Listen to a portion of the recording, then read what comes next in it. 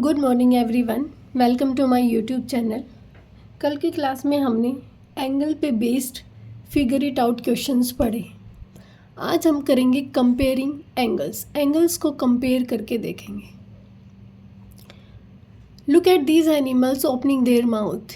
ये जो एनिमल्स है यहाँ पे जिन्होंने अपना माउथ ओपन कर रखा है, do you see any angles here? क्या आप यहाँ पे कोई एंगल देख सकते हैं? इफ़ यस, अगर हाँ, mark the arms and vertex of each one. तो आपको मार्क करना है आर्म्स को और वर्टेक्स को।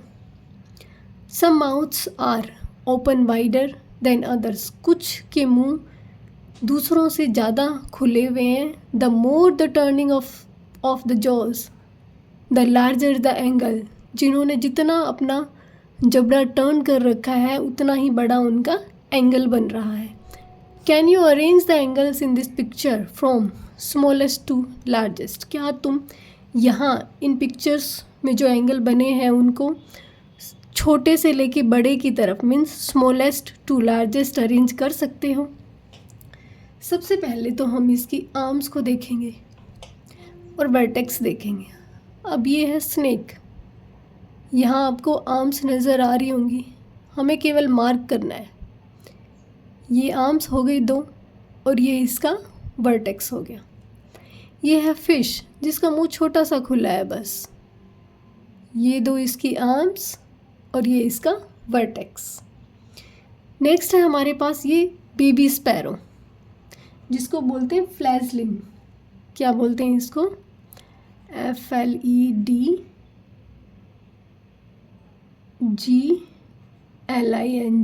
फ्लैजलिंग। ये बेबी स्पैरो, इसका माउथ इतना खुला है, दो रेज मार्क कर दी आर्म्स इसकी, देन वर्टेक्स। ये है क्रोकोडाइल। अब ये इसकी दो आर्म्स हैं और इसका वर्टेक्स कौन सा? ये। अब हम इसको नाम देते हैं, जिसका सबसे छोटा होगा उसको 1 दे रही हूँ, फिर उससे बड़ा, फिर सबसे बड़ा। अब आपको देखने से पता चला होगा कि ये जो फिश है इसका सबसे छोटा माउथ खुला हुआ है। सेकंड नंबर पे क्रोकोडाइल ने खोला है, थर्ड पे स्नेक का है, फोर्थ पे बेबी स्पैरो का है। तो स्मॉलेस्ट टू लार्जेस्ट हो गया। सबसे छोटा किसका? फिश का, उसके बाद क्रोकोडाइल, उसके बाद स्नेक, उसके बाद स्पैरो, बेबी स्पैरो। अब is it always easy to compare angles?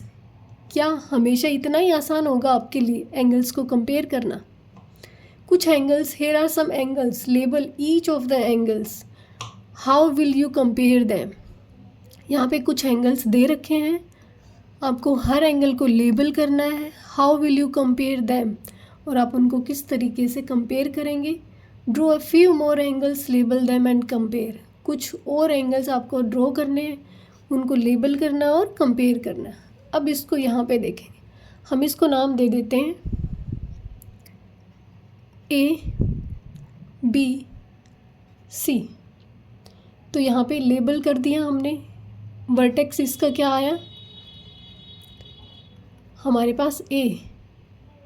Arms क्या आई? ABC। दो हमारे पास इसकी आर्म्स आ गई। अब कंपेयर भी करके देखेंगे। पहले इन सभी को लेबल कर लेते हैं। इसको लिखते हैं PQR। वर्टेक्स क्या आया इसका? वर्टेक्स हमारे पास आया P। आर्म्स कौन सी आई है हमारे पास? PR and PQ। उससे नेक्स्ट है जिसको नाम देंगे हम FGH। वर्टेक्स यहाँ पे क्या आया? F। आर्म्स कौन सी आई?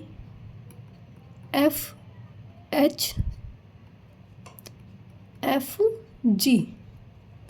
नेक्स्ट है जिसको नाम देंगे STP।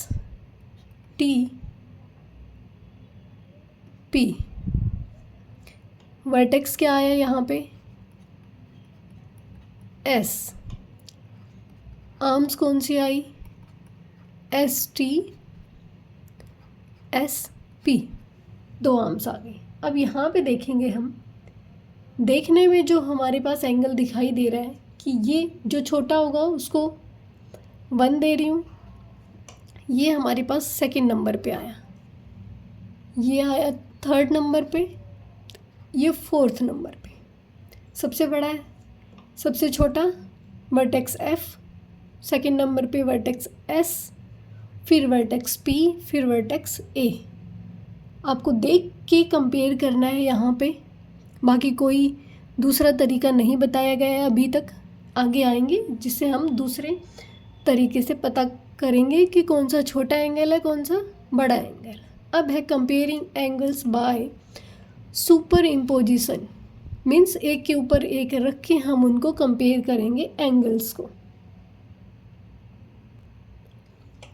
Any 2 angles can be compared by placing them one over other. कोई भी 2 एंगल्स को हम कंपेयर कर सकते हैं एक के ऊपर एक रख के, by super imposition. Super imposition की हेल्प से हम 2 एंगल्स को आपस में कंपेयर कर सकते हैं। While super imposing the vertexes of the angles must overlap. जब हम सुपर इम्पोज करेंगे तो हमें ये ध्यान रखना है कि जो ये वर्टेक्स हैं ये आपस में ओवरलैप करने चाहिए, मीन्स एक के ऊपर एक एग्जैक्टली रखा होना चाहिए। After super imposition it becomes clear which angle is smaller and which is larger. जब हम इसको सुपर इम्पोज करेंगे तब हमें क्लियरली पता चल जाएगा कि कौन सा एंगल बड़ा है, कौन सा एंगल छोटा है। फॉर एग्ज़ाम्पल हमें ये दे रखा है वर्टेक्स बी, रेज दे रखी है B A and B C. Next हमारे पास वर्टेक्स दे रखा है क्यू और इसकी रेज दे रखी है क्यू पी क्यू आर। अब हम इन दोनों को सुपर इम्पोज करेंगे। ये ध्यान रखना है कि सुपर इम्पोज करते टाइम दोनों के वर्टेक्स एक पॉइंट पे मिलने चाहिए। जब हमने इन दोनों को सुपर इम्पोज किया तो फिगर आया हमारे पास ये, Q और B दोनों वर्टेक्स एक दूसरे पे इम्पोज कर दिए। रेज आई हमारे पास B C and Q R, ये दोनों रेज भी आपस में इम्पोज हो गई। बाकी जो एंगल्स हमें मिलेंगे, अब देखने से आपको क्या पता चला कौन सा एंगल बड़ा है, क्योंकि हमारे पास एंगल ए यहाँ है, रेज का पॉइंट ए यहाँ, पी यहाँ। इसका मतलब ये एंगल जो हमारे पास बना ये स्मॉल एंगल है और ये बिगर एंगल है। सुपर इम्पोज करने के बाद जो रे हमारी पास में रहेगी मीन्स छोटा एंगल बनेगा, जो रे दूर जाएगी वो बड़ा एंगल बनेगा। The picture shows the 2 angles superimposed. इस पिक्चर में हमें दिखाई देता है कि दोनों एंगल्स सुपर इम्पोज्ड हैं। It is now clear that angle P Q R is larger than the angle A B C. यहाँ से आपको क्लियरली दिखाई देगा कि angle P Q R angle A B C से बड़ा है। अब बारी आती है equal angles. Equal angles means बराबर। Now consider angle A O B and angle X O Y in the figure. ये फिगर दे रखा है angle A O B angle X O Y, which is greater. अब बताना है कि इनमें से कौन सा ग्रेटर है, तो हम वही सुपर इम्पोजिशन का फॉर्मूला लगाएंगे। एक को उठा के दूसरे पे रखेंगे, लेकिन वर्टेक्स दोनों एक जगह आने चाहिए। जब हमने इन दोनों को सुपर इम्पोज किया तो हमारे पास डायग्राम आया ये वाला।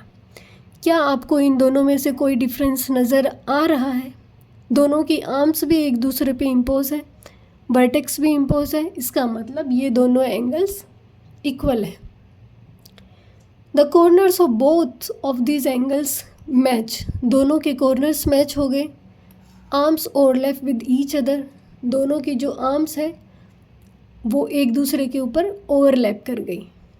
ओ ए, ये जो ओ ए है ओ एक्स के बराबर है, ओ बी ओ वाई के इक्वल है आई। So the angles are equal in size, इसलिए ये दो यहाँ पे angle A O B, X O Y, ये दोनों एंगल्स इक्वल हैं. The reason these angles are consider to be equal in size is, reason क्या है कि दोनों एंगल्स इक्वल हैं साइज में? Because we visualize each of these angles as being formed out of rotation. We can see that there is an equal amount of rotation needed to move.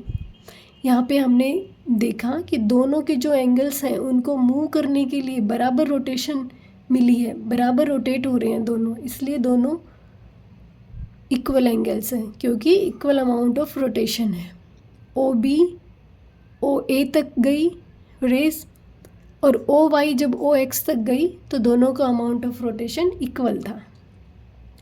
From the point of view of superimposition, when two angles are superimposed and the common vertex, जब superimposition के point of view से देखेंगे कि when the two angles are superimposed, जब दो angles को superimpose करेंगे, and the common vertex, और जो कॉमन वर्टेक्स है, the two rays of both angles lie on top of each other, then the sizes of the angles are equal.